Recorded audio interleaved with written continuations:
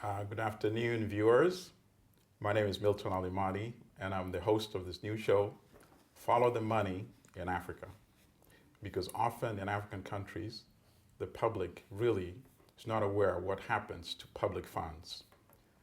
Today, in our inaugural show, we have a former minister in the Ugandan government. Her name is Ms. Zoe Bakoko, and she used to be the Minister of Gender, Labor, and Social Development. And she joins us today on our show. Welcome. Good afternoon, viewers, and thank you for having me, Mr. Milton. Okay. Tell us a little about yourself. You were minister from 2001 to 2006 in the government of Yoweri Museveni. Is that correct? That's right. I was the Minister of Gender, Labor, and Social Development, and my portfolio included gender, culture, and community development, youth and children affairs, labor, employment, and industrial relations, under which the Social Security Fund falls, the elderly, disability, and functional literacy, and finally equal opportunities and income generation, which they called a tandiko, microfinance. That was a lot of work you had there. Now, I understand that one of the challenges you had was when you took over the portfolio, the budget was only 2 billion Ugandan shillings. That's but right. Eventually it grew very quickly as you got on board. That's right. The budget was for 5 years when I was in Parliament on the Social Services Committee. The Parliament only allocated 2 billion shillings to the Ministry of Gender, even though it is a critical ministry and it was a huge ministry. And when I took over, the budget increased from 2 billion to 24 billion over how in much 5 period? years. In 5 years' time. Yes. So you got a lot of work to get initiated. That's right, and I think I gave them good leadership in policy development, and eventually we developed the Social Development Investment Plan, which the country is now using as the tool for guidance in Ministry of Gender, Labor, and Social Development. So you're proud of the work you did when you were Yes, member of the government? I worked very hard, and I know that there are results to show. For example, in the Social Security Fund, which fell under my ministry, the time I came in, which was June of 2001, that's when I was appointed, the fund was only collecting 1.5 billion shillings, which was at the value of $1.5 million at the time.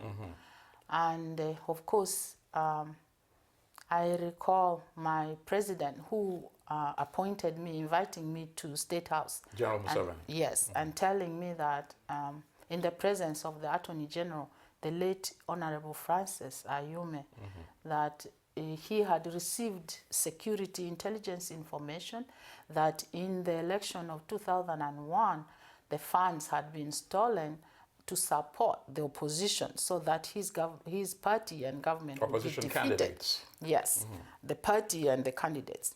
And so he asked me to follow that up, investigate, and to reorganize the fund. And on my way down with the Honorable Ayume, he said, be careful, my kid sister, because all these things will actually be traced back to the boss. That's how he called my Meaning the president? Yes, sir. What do you think he meant by that? He was trying to warn me that eventually I may actually reorganize the fund, but it will come back to bite me if I reorganize, because things run in confusion in Uganda.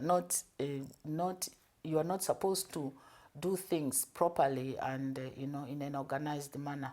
But I told Honorable Ayume then, I said, the president asked me to reorganize. If I don't, I will be blamed. If I do, I'll be blamed. I'd rather be blamed for the right thing than being blamed for not doing the right thing. So tell us what happened. And in any case, most of the workers come from northern Uganda and from Congo and Sudan. And, I felt their pain because they are called Kasamvu. And they are the ones who do all that labor in the sugar cane farms and factories. So I felt that I was obliged to do that. Many of them were my own voters too, from West Nile. You mean many of the workers who were contributing to the Social Security Yes. Fund? So you wanted to protect their interest? That's right. Okay, I so what wanted happened? to protect their interest.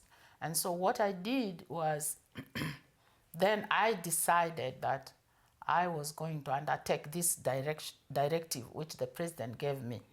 Now let me interrupt you for a second. Was it in writing or was it verbal communication? Most of the things are done, you know, I'm sorry, with due respect, I always like to use this example, but I hope my allies there and the viewers who are Italians won't feel bad about this. You know, there are these agreements you do on the corridors, which we used to, you know, joke about like the Italians do, so that there's nothing in writing as which you can trace it back to. And I believe it is strategic for them, and they do that deliberately. Including the president? Yes. And Okay, so what he gave me was the letter he claimed came from the security. Well, the security are his own people. He heads the security. So I wouldn't know if this was a fact or not. Okay, you mean the letter saying that the money from the funds had been misused to support opposition candidates? Perfect. Okay, right, and then what did you discover once you started monitoring the funds? When I started monitoring the funds, I discovered through my own investigations that $5 million, which was 5 billion shillings, Ugandan shillings, monthly, was actually hemorrhaging. You mean being it was taken being out of the stolen? fund? Yes. And so I decided. Whom and where was it going? At the time, I didn't know. I had to do further investigation, and I was told that this money was coming to the Channel Islands, which is supposed to be somewhere in the... A tax haven? Yes. And then there's a businessman who worked very closely with Salim Saleh called Emma Kato, and he was the one who was doing the deals. Salim Saleh, you mean the brother of General Yoweri Museveni? Yes, yes, the brother of the president. And his advisor on security matters. Yeah, he has been his advisor on very many issues. And so when I finally put my finger onto this, this hemorrhage, one afternoon, a lady who had never been to school, her husband had worked for 50 years with Kakira Sugar Factory and had been making contributions as an average manager into the National Social Security Fund. And when he retired, he was paid 500,000 Ugandan shillings, which is actually... As a lump sum payment? As a lump sum payment. For 50 years of work? Yes, for 50. And contribution? That's right, which should really be $500. And the woman said, I can't believe this. Even though I've never gone to school, my husband has worked and he has lost his sight and he's, you know, he's blind. How can he only be paid 500,000 Ugandan shillings? So she managed to come all the way to your office. And so she came to my office and I listened to her story and I took the check from her. And I asked her to go and sit in the boardroom. And then I called in my secretary and asked her to invite the board chairman, the managing director, and the corporation secretary of the National Social Security Fund. And they did come to my office. And of course, after exchanging our pleasantries, I then asked them to tell me, hypothetically, if somebody works for 50 years in a management position, and his job has not been interrupted, how much would you pay him as a lump sum? And they told me, they did a mental calculation and told me if he had a job, his job had been interrupted, they would pay him about 5 million Ugandan shillings. And if the job was not, work had not been interrupted, he would be getting between 15 million to 20 million Ugandan shillings. And that translates to how many dollars roughly? And that, at the time, translated to about 15,000 to 20,000. And so I asked them how they calculated this. And then they started, I gave them a pen, a marker pen, and they went on the board in my office and started calculating it. And after they did that, then they sat down and I pulled this check The 500,000 the shilling check. 500,000 shilling check. And I asked them, why did you pay this guy 500,000 shillings if this is really your explanation? They kind of froze and said, oh, Really? Madam Minister, we can change this. We can give the check to us. We can go and adjust it. And I'm like, you can go and adjust it? How does that work? What about the many people who probably have gone with those meager amounts? And where does their money go? The people you mean who were not able to come to you. The workers who were not able to come to me. And so, you know, they started panicking. And I said, that is wrong. And up to this point, when I had been appointed, they had refused to give me their contracts. They had refused to give me all the documents, the working documents of NSSF.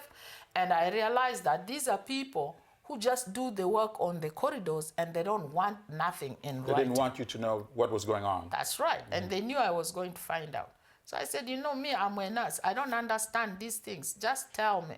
And finally, they realized it was a trap. And I actually knew what I was asking for. Okay, so you're saying that you gave them the impression you didn't understand what they might be up to in order to lure some information from... how pension funds work. That's what, because I'm supposed to, I am a nurse. By training. By training. But what they didn't know, that in Edinburgh, Social Security Fund was part of, and pension fund That's was where you part studied of my, and got your master's. That's right. That's where I did my master's in international health. And so after that, I was very upset, and I told these three men, I said, get out of my office.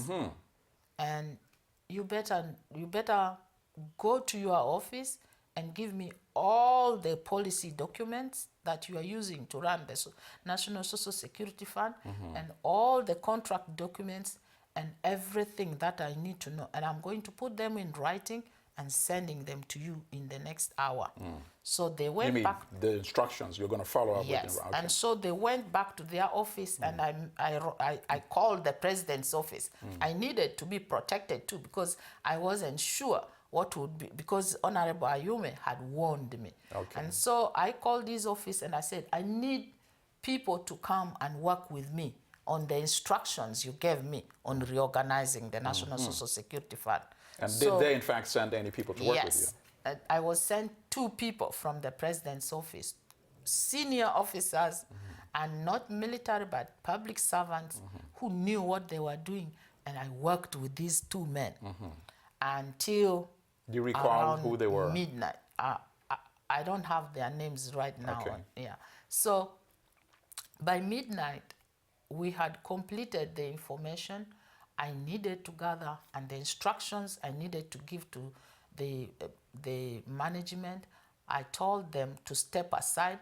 I was instituting a forensic audit of the fund. And then I also told them to hand over. And then I gave these documents to these 2 men who went with it to the president's office. In State House. No, not to the office. So you suspended the top officers of the fund? The top 3, yes. I see. And so I sent them to State House. And the president physically received the letter and acknowledged. And when he acknowledged, then at midnight, I acknowledged to you? Yes. And they called my office and he said, yes, I have received the documents. You can go home. So I went back to my house. And the document explained to the president what you had discovered? What I had discovered, the instructions I had given to tell these people to step aside, the fact that I was actually instituting a forensic audit of the fund. Please continue. And so the following morning, when these 3 men came to work, they found the letters and they had to stop and hand over and leave. Of course, they had allies with whom they had been stealing this money. And then the campaign against me started. But I wasn't going to falter, and I was determined to do the right thing, and I did. Trust me, in 3 months, the collection from the National Social Security Fund increased from 1.5 billion to 6.5 billion. 6 billion? Yes, which the contributions was, yes, from the workers. Monthly. It just suddenly exploded. It went up. As soon as I plugged those holes, immediately the 5 million, which was actually Billion. 5 billion, $5 million, Right, but okay. 5 billion Ugandan shillings, Right. which was hemorrhaging straight away, was coming into the collection basket. Because they know somebody's watching now. And now, because they knew that I was watching like a hawk, and at the same time, they couldn't do it anymore. And all this thing you're saying can be documented. We can Yes, go back and look at the records of the revenues coming in. It was in Parliament. Because the same people lobbied the Prime Minister and the Vice President. Who was the Prime Minister and the Vice President at the time? Right Honorable Apollo Nsibambi and His Excellency Gilbert Bukenya was the Vice President. And who lobbied them and what did they want? They went to Parliament and they thought... When you say they, who do you refer to? The Right Honorable Nsibambi and Gilbert Bukenya lobbied some of my colleagues in Parliament from the opposition to attack me and ask questions.